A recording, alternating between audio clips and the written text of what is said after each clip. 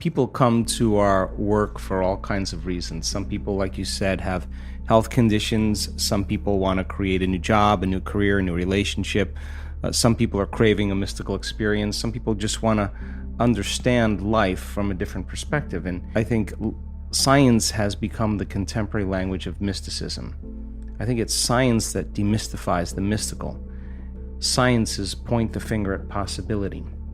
But science, in a sense, creates community. So people come for all kinds of reasons. And what I've learned in the last year or so is that what people really want is wholeness. Because when we want something, we're in separation or in lack. And so when we started experimenting with doing different scientific measurements, one of the things we started to notice is that when a person somehow connects to something greater, and that has a influence on their nervous system.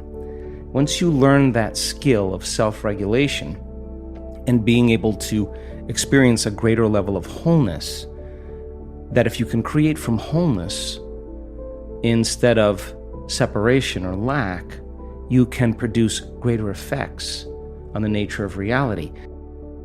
There's no separation between cause and effect. Your thoughts create experiences when you're in oneness. What happens between cause and effect is called time. So why not practice shortening time or the interval between cause, the thought, and the effect, the experience? And when you start seeing something appear in your life, you start getting more kind, more caring, more loving, more conscious, more present, because you feel more whole. I want them to learn the formula on how to heal. I want them to learn the formula on how to create reality. I want them to learn the formula that there is a door to other dimensions that they can create independent of any exogenous substance and release latent systems in the brain that causes them to realize they're not a linear being living a linear life. They're a dimensional being living a dimensional life, and it only takes one of those experiences where you have an alteration in your identity that you can't go back to being the same person again.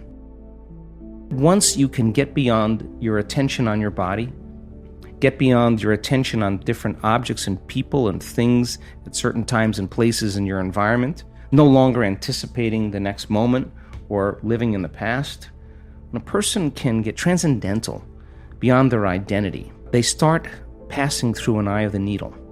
And that is their connection to that unifying field, that invisible field of energy that actually is connecting everything physical and material. And you can't use your senses when you're there. In fact, when you are there, there's a whole nother set of rules to execute in. There's no place to go.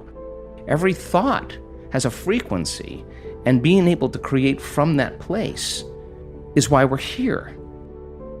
I give people numerous opportunities to get beyond themselves, numerous opportunities to connect with themselves. I want them to get frustrated. I want them to get impatient. I want them to get overly analytical, because that's the end of their belief. And then finally, when they finally make up their mind to let go and just do it, and they run into that feeling, they run into that experience, they're all in. They don't want a sports car anymore. They want that, whatever that was. And if it comes with a transcendental moment, when they come back to their senses from that inner experience, their spectrum of reality is broadened. They're seeing things they had never seen before because their brain wasn't wired to see it, but it didn't come from the environment, it came from their inner environment. That transcendental moment now is producing a feeling, a frequency that is so unusual. It's so much joy, so much bliss, so much ecstasy. You can't go back to being the same person after that. The illusion of limitation begins to change, and now all you want to do is you crave the unknown. And when you start seeing the gap between cause and effect, thought and experience closing down, you're moving closer to the divine. And when that happens, all the things you thought you want, you no longer want, because the overcoming process leading to who you become, nobody can take that away from you. I now know that if I can speak it in a way that nothing is left to conjecture, Nothing is left to superstition. Nothing is left to dogma. They know exactly what they're doing and why. And the moment you know the what and the why, the how starts to get easier. So I will deliver concepts, ideas, mix different forms of science to create a model of understanding.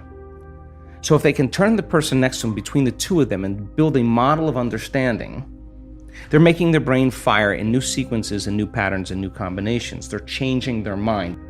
So then if they can get their behaviors to match their intentions and they have a new experience, the brain makes a chemical. And that chemical is called a feeling or an emotion. When you start feeling unlimited, when you start feeling worthy, when you are having an experience that causes you to be more in love with life. So when you're at that point where you're so whole that you don't care what people think about you, when you're so happy with yourself that you're free, you don't care what you look like, you're just happy with you, man, that's freedom for people. That's so much freedom. How much could we get done if we had an infinite amount of time? And in the realm of time-space, there's no past, there is no future. It's all happening now.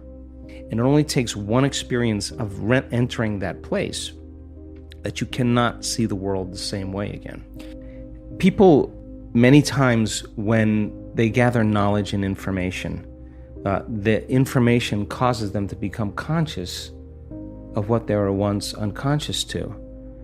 And when you have a greater level of consciousness, you see possibilities. And in a sense, you're energized by information. You're enlightened. You're filled with light in some way, and you see possibilities that you haven't seen before. Now,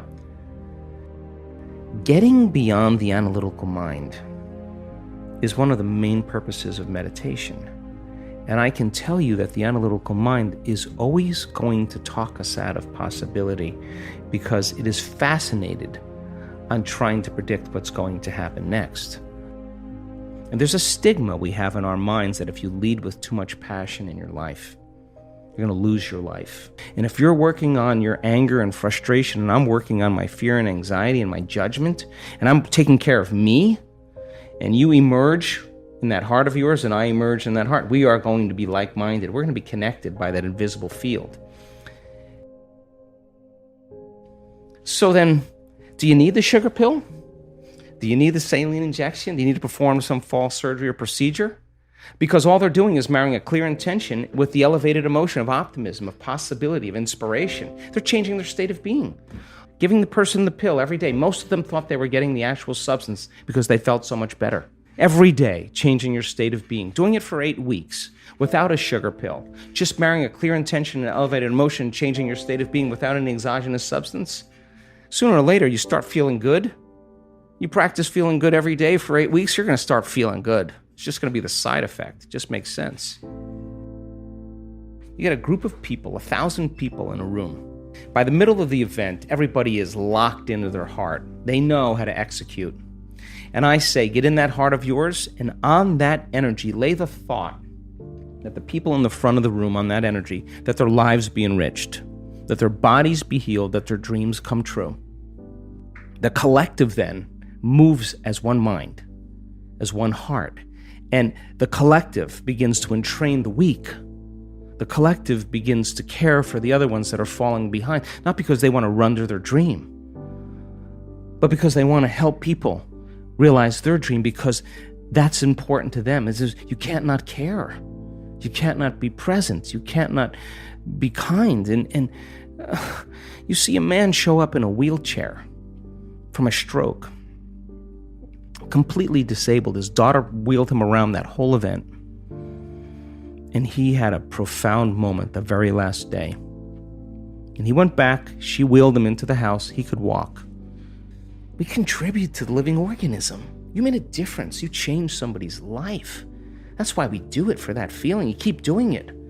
That's going to be a common feeling. You're going to get really sensitive to some energy, to some feeling. That's what it's about. They get it. All they had to do was open their heart for somebody else. That's how it opens. I want them to be able to execute with the tools to be able to create the life they want. And as you get closer and closer to source, to singularity, to wholeness, It's no longer about you, it's about us, it's about community. And that's when we begin to emerge as something greater.